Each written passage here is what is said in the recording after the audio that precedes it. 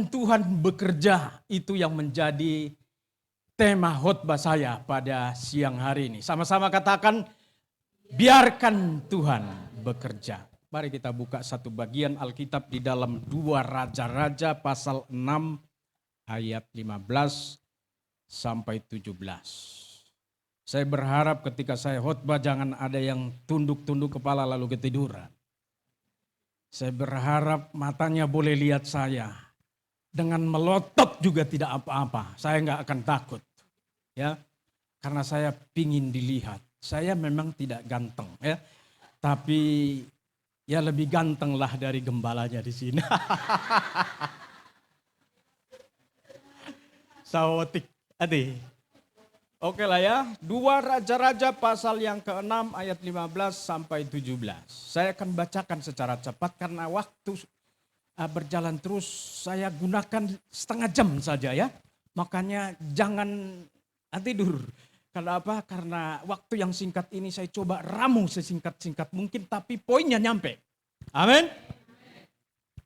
2 Raja-Raja 6 ayat 15 sampai 17. Demikian firman Tuhan. Sudah ketemu belum? Katakan amin. Anak-anak muda katakan yes. Ketika pelayan Allah bangun pagi-pagi dan keluar, maka tampaklah satu tentara dengan kuda dan kereta ada di sekeliling kota itu. Lalu berkatalah bujangnya itu kepadanya, celaka tuanku. Apakah yang harus kita perbuat? Jawabnya, jangan takut. Sebab lebih banyak yang menyertai kita daripada yang menyertai mereka. Ayat 17.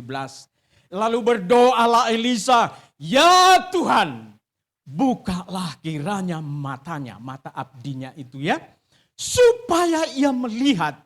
Maka Tuhan membuka mata bujangnya itu, sehingga ia melihat. Tampaklah gunung itu dipenuhi dengan kuda dan kereta berapi, kereta dari Tuhan sekeliling Elisa. Nanti saya akan ceritakan konteks ini. Saudara-saudara sekalian yang diberkati Tuhan, saya mau katakan begini, memahami kehidupan tidak bisa seperti memahami matematika. Menilai kehidupan tidak bisa seperti menilai matematika. Maksudnya itu seperti apa, Pak? Maksudnya seperti ini. 1 tambah 1 sama dengan 2 tambah 2 sama dengan, itu hitungan matematikanya seperti itu. Itu adalah hukum pasti, hukum presisi. Tidak boleh salah. Tidak ada 1 tambah 1 sama dengan 5. Di seluruh penjuru dunia manapun. Tidak ada 1 tambah 1 sama dengan 5. Setuju? Setuju? 1 tambah 1 sama dengan 2. Tidak ada 1 tambah 1 sama dengan 3 atau 5. Benar ya? Demikianlah kehidupan ini. Saudara-saudara, dalam banyak hal dalam hidup ini, kita mendapati ada banyak hal yang tidak pasti. Ada banyak hal yang tidak menentu. Orang kaya punya banyak uang dan tambah punya rumah mewah. Hasilnya belum tentu sama dengan hidup bahagia. Benar apa benar? Seorang yang berpendidikan tinggi, S1, S2, S3, S-teler, tambah dia ganteng, bukan berarti sama dengan orangnya akan berhasil nanti. Tidak ada jaminan. Karena apa? Bukan hukum pasti. Itu hitungan matematika. Tapi dalam kehidupan ini tidak selalu bisa seperti itu. Benih yang terbaik yang didatangkan dari Jakarta, ini benih sawit, ini benih padi, ini benih jagung. Yang paling terbaik yang ada di Indonesia. Dipilih, kemudian ditanam. Lalu pupuk dengan pupuk yang terbaik. Tidak berarti hasilnya sama dengan memuaskan. Tohori? Benar itu ya? Tidak selalu memuaskan. Kenapa? Karena tidak ada jaminan, Bapak Ibu Saudara-saudara. Ya kan? Nanti para anak-anak muda ketika kalian punya gelar S1, S2, yaitu kemudian pingin merantau ke Batam, ke Jakarta. Saya mau ngajak ke Jakarta lah supaya ada dong aku ya. Jakarta ya, karena itu ibu kota. Sebentar lagi ibu kota akan pindah ke kampung halamannya abang saya, Pak Junianto. Jadi suatu kali ibu kota bukan lagi kami, tapi Pak Junianto. Sebentar lagi mereka akan menjadi orang ibu kota. Tidak apa-apa, itu saya akan relakan. Udahlah kalian lah. Kenapa? Karena suatu saat saya mau ke ibu kota. Karena saya sudah mantan orang ibu kota. Haleluya. Saudara, anak-anak muda ketika dia sudah punya gelar S1, S2, ya kalau bila perlu S3 dan seterusnya. Saudara dengan percaya diri saudara pergi merantau dan berkata, aku sudah S1, S2, S3. Maka ketika aku merantau, saya jamin hidup saya akan berhasil. Benar itu? Tidak ada jaminan itu. Tidak ada jaminan itu. Adik-adikku ya. Jaminannya di mana? Nanti saya akan buka rahasianya. Ya kan? Jadi saudara-saudara, ada banyak hal dalam hidup ini tidak pasti. Apa yang kita harapkan justru itu yang terjadi, yang tidak terjadi. Apa yang tidak kita harapkan justru itu yang terjadi. Kita berharap panen kita, berkatnya hasilnya melimpah. Tapi pada kenyataannya pada hari ketika terjadi panen, ternyata tidak. Hati kita bisa sakit, saudara. Sakitnya bukan saja di sini, tapi sakitnya di sini. Kalau pening saja masih bisa diatasi.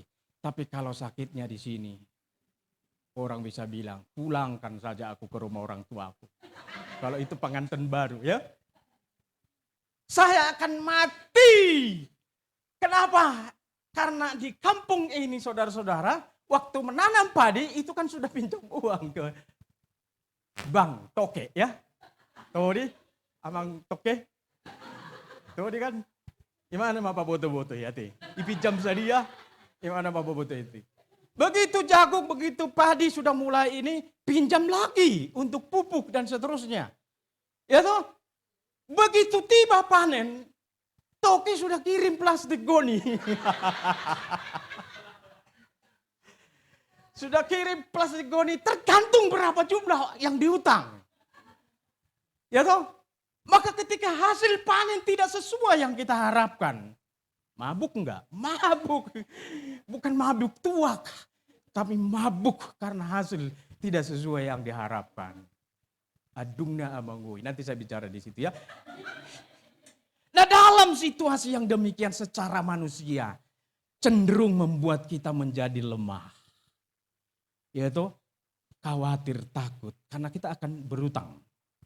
Yaitu kalau hasilnya bagus itu bisa langsung ditutupi. Kalau panen gagal tentu panen berikutnya. Kalau gagal berarti utangnya numpuk. Ini sakitnya minta ampun di sini. Nah saudara-saudara, kondisi-kondisi seperti itu membuat kita lemah, membuat kita takut, membuat kita mandele. Dan itu bisa menghantam iman kita. Lalu ketika dihantam, ini dia namanya. Sona soro margarija. Apa yang ngasih lapisan. Alanya dihantam persoalan itu. Dikunjungi rumah muda amang. Tak tolak bupi amang. Jekko terdopiau. Dan bodoh lancar merdalan. Sebenarnya waktu Jekko Tony itu. Waktu dia dalam jalan terpapah-papah. Sebenarnya harusnya lah di situ dia berdoa kepada Tuhan. Memanggil nama Tuhan. Sebab Alkitab berkata. Siapa yang memanggil nama Tuhan akan diselamatkan. Tetapi justru yang dipanggil. Amangoy! Inong! Inong nga among nga bilang. Ayo, jauh Tuhan mi. Kan harusnya kan begitu. Ya kan? Nah karenanya Bapak Ibu Saudara. Jangan sekali-kali mengandalkan kekuatan manusiawi kita. Sekalipun kita punya banyak hal. Karena apa? Karena faktanya orang yang hartanya banyak pun. dia bisa jatuh dan bisa bunuh diri. Harusnya kan kita berkata, dia kan punya banyak harta, tetapi itu tidak jaminan. Tidak bisa menjamin hidupnya. Itu sebabnya jangan sekali-kali mengandalkan kekuatan manusia. Karena kekuatan manusia itu ada batasnya. Amin. Ada batasnya. Mungkin dia punya kekuatan 100. Tapi dengan perjalanan, dengan pergolakan hidup itu bisa turun menjadi 50, 40 dan 10. Bisa jadi 0. Dan berkata, tak sanggup lagi aku hidup ini. Mati tak mati, hidup tak hidup. Lalu apa? Stres. Nah, firman Tuhan yang kita baca tadi itu, di situ poinnya, jawabannya sebenarnya. Saudara-saudara, cerita hanya 3 ayat yang kita baca. Kalau kita baca saja yang 3 ayat itu, kita kagak ngerti. Karena apa? Karena ada konteks, ada penjelasan di awal, ada penjelasan di akhir ayat yang kita baca tadi itu. Itulah sebabnya kita perlu tahu konteksnya, kondisinya pada waktu itu. Saudara-saudara, waktu itu bangsa Aram seringkali berperang dengan bangsa Israel. Oke? Nah, saudara-saudara, dan setiap kali bangsa Aram berperang dengan orang Israel, bangsa Aram itu selalu menang. Padahal pertanyaannya, bangsa Israel adalah umat pilihan Allah. Bangsa yang diberkati Tuhan. Tetapi pada faktanya, loh kok mereka kok kalah? Bukankah seringkali kita begitu, kondisi kita begitu? Aku kan anak Tuhan. Seringkali ikut punguan ibadah Minggu dan hari Selasa atau hari Jumat. Ya kan? Aku sering berdoa setiap pagi, setiap sore, setiap malam. Saya merenungkan firman Tuhan dan seterusnya. Tapi pada kenyataannya ketika ada masalah persoalan, kok sepertinya kita merasa kita kalah dalam kehidupan ini. Ya kan? Lalu kemudian saudara-saudara, ketika orang bangsa Aram ini mau berperang dengan bangsa Israel. Raja Aram ini terkenal dengan strategi perangnya. Dan itu dilakukan setiap kali perang. Strateginya adalah mereka perang bukan secara frontal, rame-rame, gitu, ribuan, kemudian mereka datang menyerang bangsa Israel. Tidak begitu cara berperangnya. Cara berperangnya adalah dipilih orang-orang tertentu, ya kan, orang-orang yang tangguh, kemudian mereka menyelinap masuk ke posisi bangsa Israel. Jadi artinya mereka bergerilya. Maka ada istilah perang gerilya yang dilakukan oleh orang Indonesia pada zaman dulu. Tidak rame-rame, sekaligus ribuan langsung berperang. Tidak begitu caranya. Tapi mereka bergerilya, sembunyi-sembunyi, mengendap-endap. Ketika mereka sudah tahu posisi orang Israel, pasti mereka lewat sini, pasti mereka lewat sini. Maka kalian sembunyi sebelum mereka datang. Begitu mereka datang, sergap. Dan itu selalu berhasil, saudara-saudara. Nah, kali ini saudara-saudara, Raja Aram mengatur strategi. Dan Alkitab mencatat, Nabi Elisa, benar ya? Nabi Elisa sebagai pelayan Tuhan, sebagai Nabi Tuhan, kali ini Tuhan pakai dia. Dia bisa mendengar apa yang dikatakan oleh Raja Aram di dalam kamar, itu sebuah bahasa kiasan. Artinya di tempat tersembunyi di dalam istana. Ketika mereka mengatur siasat, maka kita lakukan begini, kita lakukan seperti ini dengan orang-orang yang mau dikirim tadi. Diatur siasat strategi. Dan saudara-saudara, Nabi Elisa ini, dia ada di Samaria.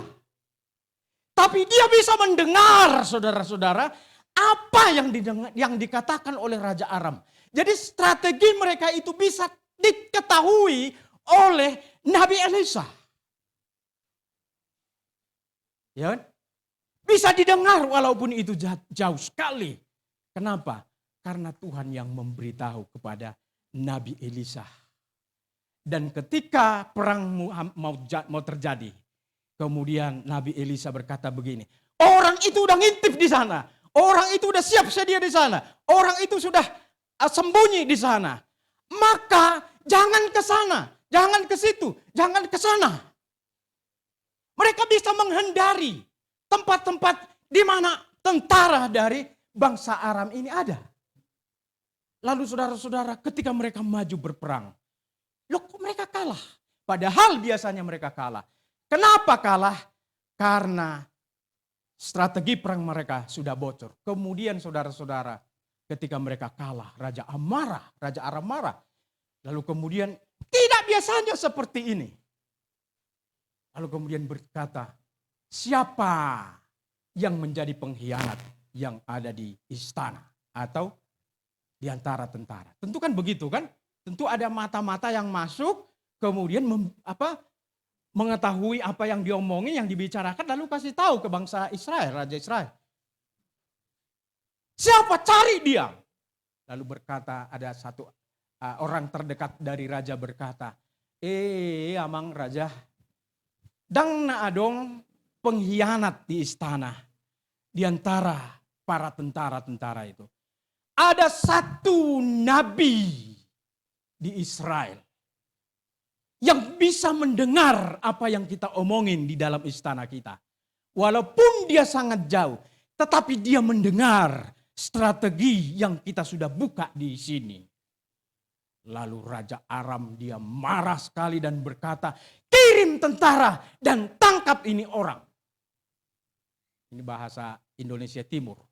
Kirim tentara dan tangkap orang itu. Harusnya kan Indonesia Barat kan begitu ngomongnya. Dan tangkap itu orang. Lalu saudara-saudara, biasanya kan begini. Kalau tangkap satu orang yang gak perlu banyak-banyak lah. Capek lu jadi. Gudang biaya dan seterusnya. Gitu. Tapi karena marah. Gitu. Lalu dia bilang kirim sebanyak-banyaknya. Dan Alkitab mencatat. Lalu Raja Aram itu mengirim pasukan besar. Kereta berkuda. Dan para tentara yang terlatih. Hanya untuk mencari satu orang. Dan memang dikirim saudara-saudara. Kemudian mereka sampai malam hari. Di Samaria. Dengan pasukan yang sangat besar jumlahnya. Lalu ayat yang kita baca tadi itu. Dia bilang begini. Mana dia? Dia bilang begini. Ketika pelayan abdi Allah itu bangun. Ketika tentara itu sudah ada di sekitaran istana. Karena mereka sudah tahu di mana posisinya siapa Elisa. Kemudian di sana mereka bersiap-siap untuk menangkap Nabi Elisa. Karena itu sudah malam. Karena itu malam ya. Lalu pagi-pagi hari, di sini sebenarnya poin yang mau saya sampaikan. Pagi-pagi hari itu yang mau kita renungkan. Ketika pagi-pagi hari, abdi pelayan itu dia pergi ke teras, lalu melayangkan pandangannya ke sebuah arah gunung. Lalu tiba-tiba dia kaget sekali. Karena apa? Karena ada sepasukan besar tentara yang ada di kota Samaria itu saudara-saudara. Lalu kemudian ketika melihat keadaan itu, lalu kemudian dia menjadi sangat takut saudara-saudara. Melihat tentara Aram yang besar jumlahnya, pelayan Elisa itu menjadi takut. Tetapi Nabi Elisa ketika diberitahu, Tuhan, tentara Aram sudah datang untuk menangkap Tuhan. Lalu ini dia lagi. Nyaman. Apalah udah kian. Lalu kemudian Nabi Elisa melihat, dua teh. Si abdinya ini bingung, dia bilang, kenapa kau nggak takut? Saya udah lihat itu takut banget, takut sekali. Tetapi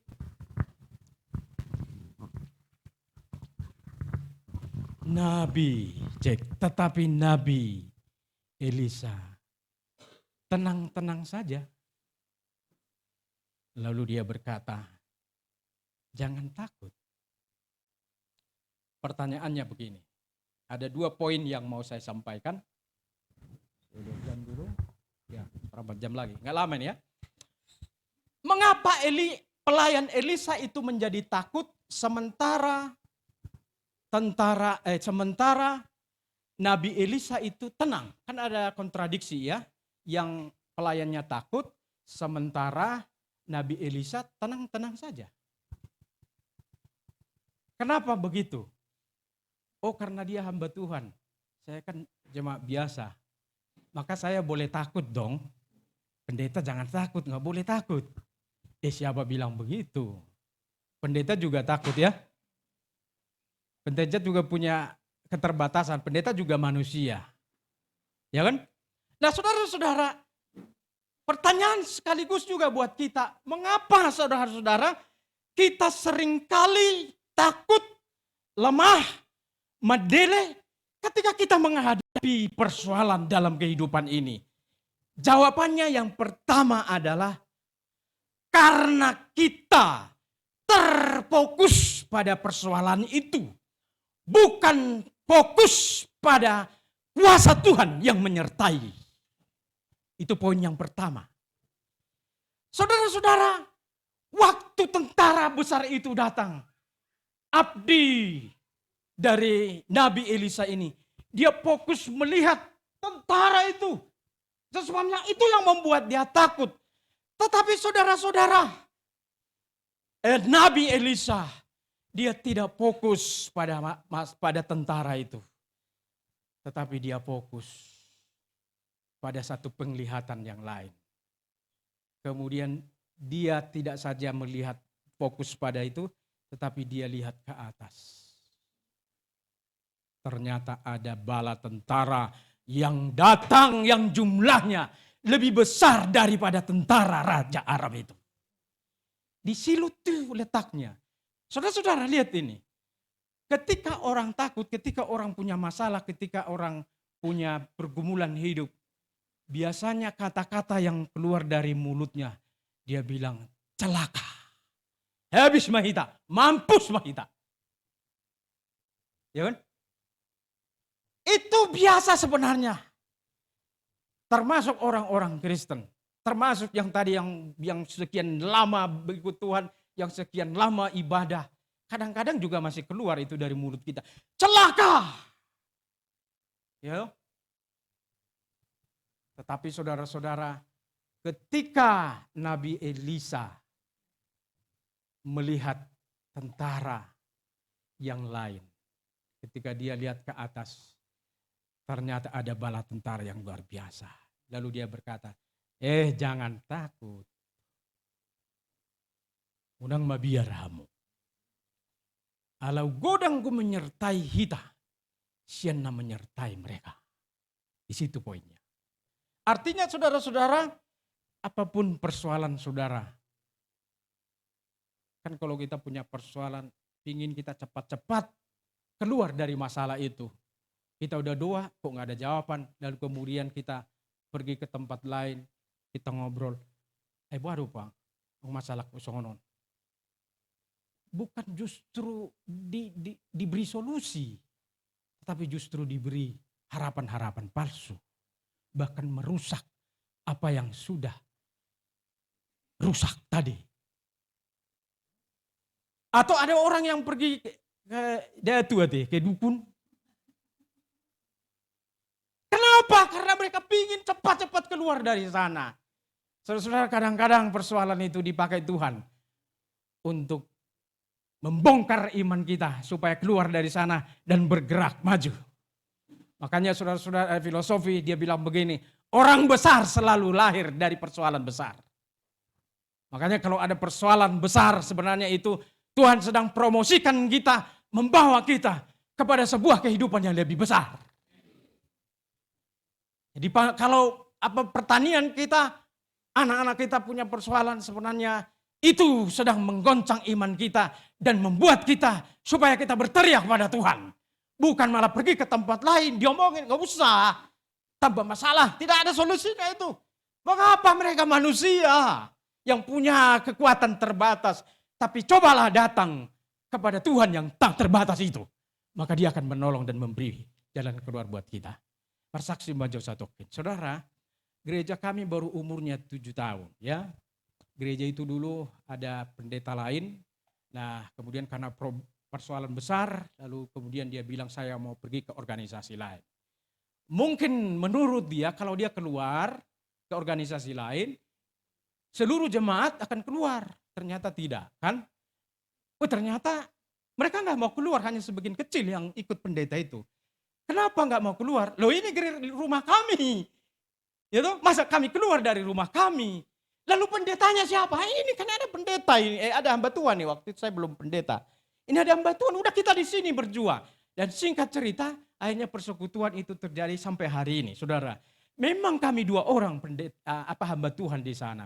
Saudara-saudara, ketika berjalan di tahun ketiga, nah mulai terjadi masalah. Kenapa?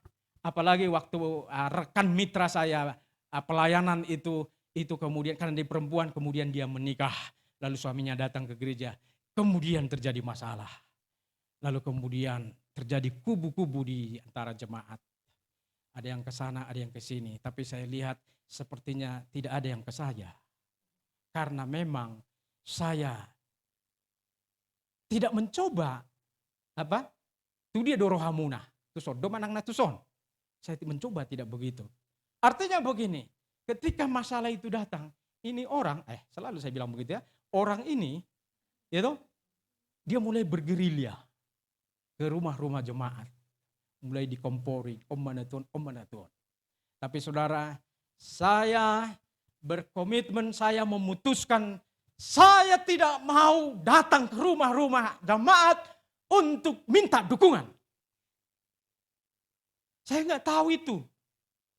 Ternyata orang ini dia sudah pergi ke rumah-rumah jemaat. Ya, minta dukungan.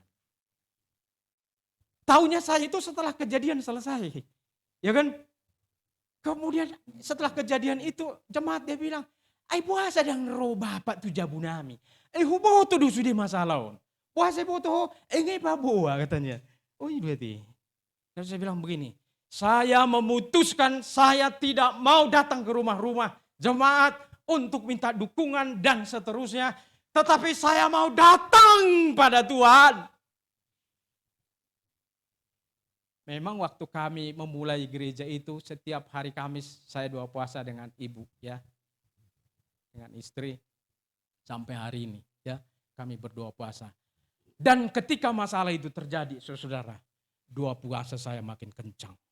Bukan sekedar Tuhan tolong Tuhan tolong agak berat enggak.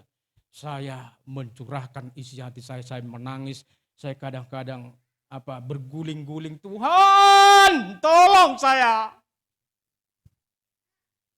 Semua orang berpihak kepada dia. Aku tahu Tuhan hidup, Tuhan berkarya, mampu berkarya. Karena ini bukan punya saya, ini pekerjaan Tuhan. Tuhan yang menempatkan saya di situ, 15 tahun saya di situ Tuhan. Tapi hati saya ingin melayani. Saya berdoa. Lalu orang bilang, kenapa kau nggak datang ke rumahku? Kenapa kau nggak datang? Saya memutuskan tidak mau datang kepada manusia, tapi saya mau datang pada Tuhan. Dan saudara-saudara suatu kali ini orang ini, ya kan? Karena berproses terus, ngobrol terus, saya bilang karena saya hamba Tuhan, memang dia hamba Tuhan tapi saya lebih senior dan saya masuk ke majelisan, saya ngobrol sampai terjadi keributan di sidang majelis sampai ini orang suaminya itu berani ketuk meja lah ibaratnya. Saya bilang, kamu siapa? Kamu baru datang kemarin, kamu berani seperti itu. Ini majelis terhormat, kamu hargai itu. Betul kamu mungkin sekolahmu lebih tinggi dari teman-teman saya ini. Tapi saya sebagai hamba Tuhan di sini, kamu tidak berhak untuk membuat perlakuan seperti itu. Nah karena begitu, kemudian orang ini dia ngomong ke istrinya. Saya nggak tahu. Satu kali hari Minggu, Pak kami mau ngomong sama Bapak dengan majelis, ya sudah kami ngomong. Intinya begini, singkatnya begini. Dia bilang, kami mau keluar dari gereja ini. Kami mau melayani di tempat lain. Tanpa membawa jemaat satu-satu. Ya kan? Dan saya bilang, ya kalau memang itu yang terbaik silahkan.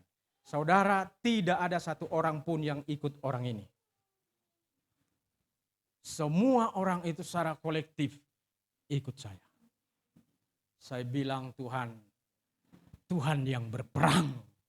Tuhan yang berkarya. Saya hanya diam di kaki Tuhan. Itu sebabnya diamlah. Dan aku akan berperang menggantikan engkau. Dan saudara-saudara, kejadian itu yang terjadi ketika Nabi Elisa, ketika tentara itu, lalu dia bilang, saudara, ke tentara itu, ke Tuhan, dia bilang, Tuhan butakan mata orang-orang dan mereka buta. Lalu dituntun orang itu ke Samaria. Lalu kemudian dia berdoa, bukakan mata orang tentara itu. Kemudian dia buka, loh kita ada di Samaria. Lalu kasih mereka makan, kasih mereka daging babi. Makanan terenak. Jangan dibunuh, kemudian suruh mereka pulang. Dan mereka pulang. Saudara lihat pembelaan Tuhan. Sebabnya jangan mengandalkan kekuatan manusia, karena kekuatan manusia itu terbatas. Kedua, saudara-saudara, sedikit lagi ya. Kedua, saudara-saudara, mengapa kita takut? Mengapa abdi Allah itu takut sedangkan Elisa tenang-tenang saja? Kenapa? Karena Nabi Elisa, dia tidak hanya mengandalkan penglihatan jasmani, tapi dia juga memakai penglihatan rohani. Maksudnya seperti ini. Saudara, waktu kita dalam kehidupan ini, kita akan menemukan fakta-fakta real dalam kehidupan kita. Waktu kita ke sawah, kita lihat sawah kita tumbuhnya nggak bagus. Itu fakta. Waktu kita lihat persoalan kita, anak-anak kita dalam persoalan, itu adalah fakta. Ya toh? Itu keadaan real yang terjadi. Saudara, waktu kita lihat itu membuat kita lemah, takut, dan gentar, medele.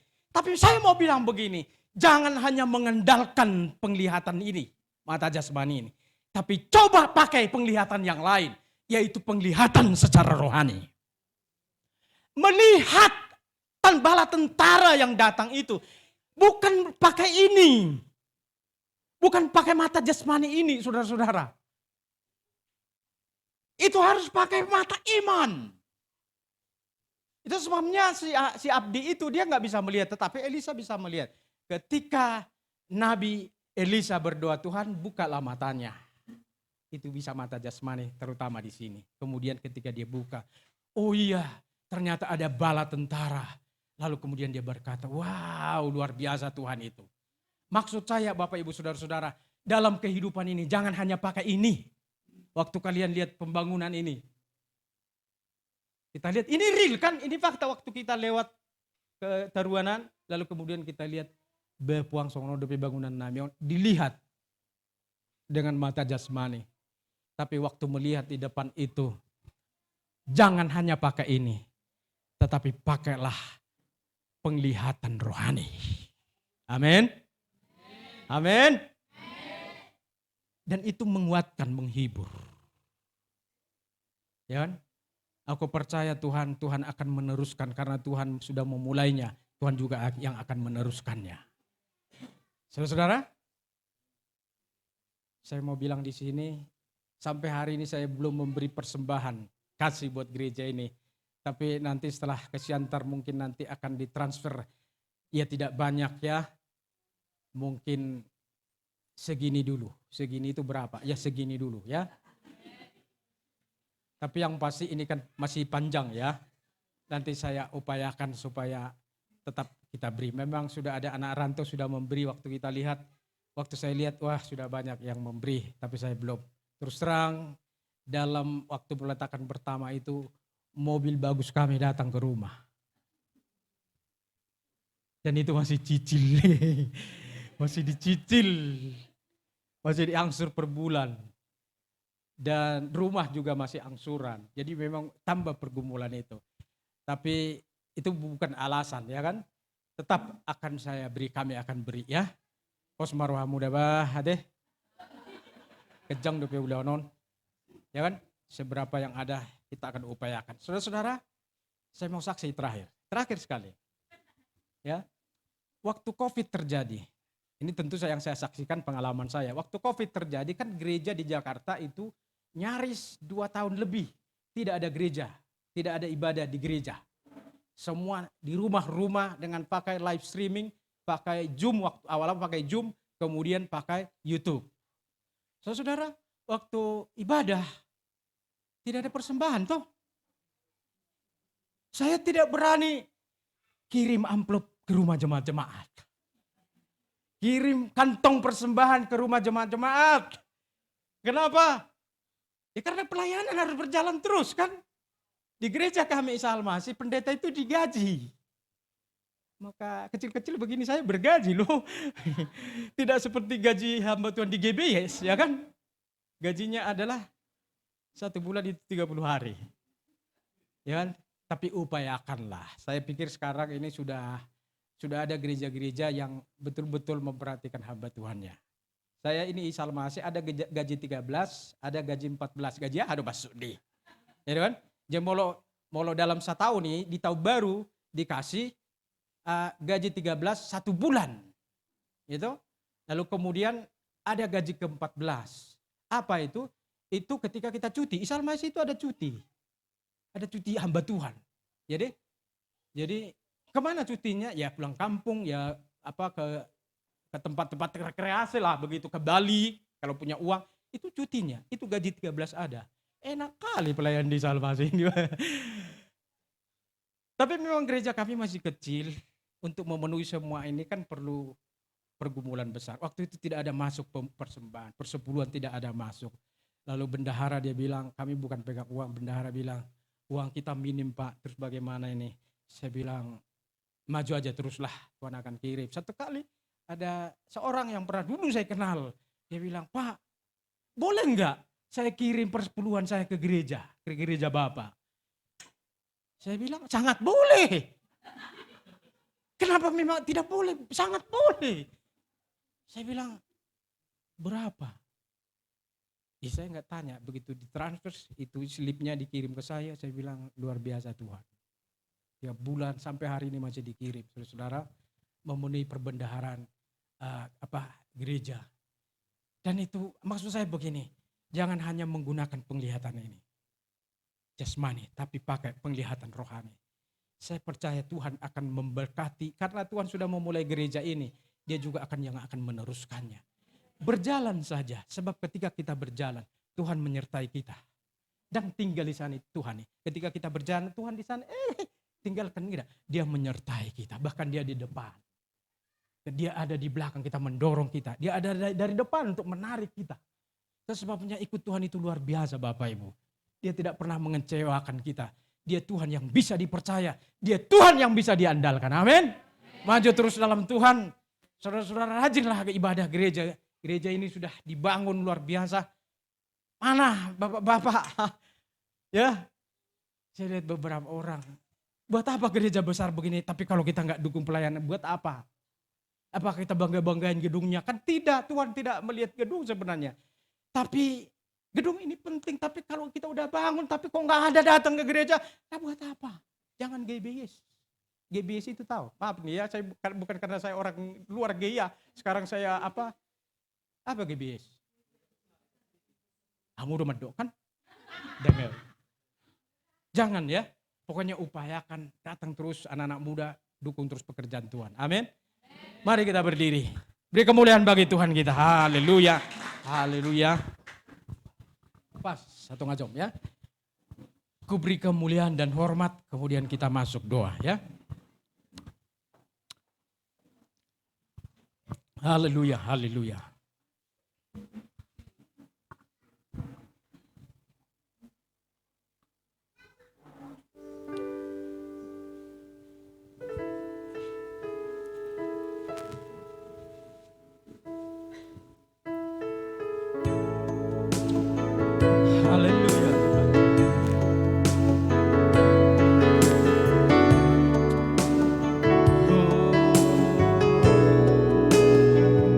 Terima kasih Tuhan.